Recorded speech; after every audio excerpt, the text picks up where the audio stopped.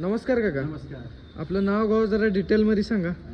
तात्यासाहेब पवार, तालुका इंदापूर, हां. राहणार शेळगाव. बरं. आज किती म्हशी घेतल्यात काका? आज म्हशी एक घेतली. एक म्हैस घेतलीत. आधी किती नेलते आपल्याला? आधी 2 म्हशी नेल्यात. बरं. दोन्ही म्हशीची क्वालिटी एक नंबर लागली. हां. म्हशी चांगल्या लागल्या, जसं तुम्ही सांगितलं तशाच दुधाला उतरल्या. बरं बरं.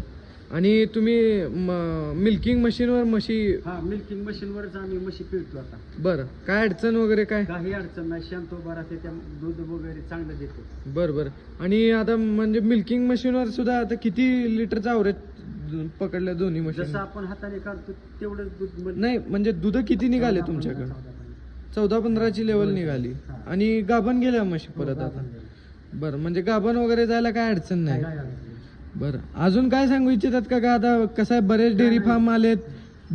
प्रत्येक जण म्हणतंय लाखला 10ला 14 लिटरची 15 लिटरची. काय भानगड आहे, जरा स्पष्टीकरण द्या थोडं. ह्याच्याबद्दल. म्हशीची हरियाणा सारख्या म्हशी नाही आणि म्हशी ही मोरे डेअरी फार्मवरच म्हशी एक नंबरची क्वालिटीची मिळते.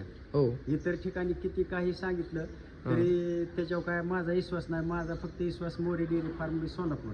हो हो हो. इथं आज तुम्ही धार पण न मारता म्हणजे आपल्या विश्वासावर म्हैस घेतली ती टॉप क्वालिटीची. Top quality. आता कालच गाडीत उतरून म्हशीची पोझिशन बघू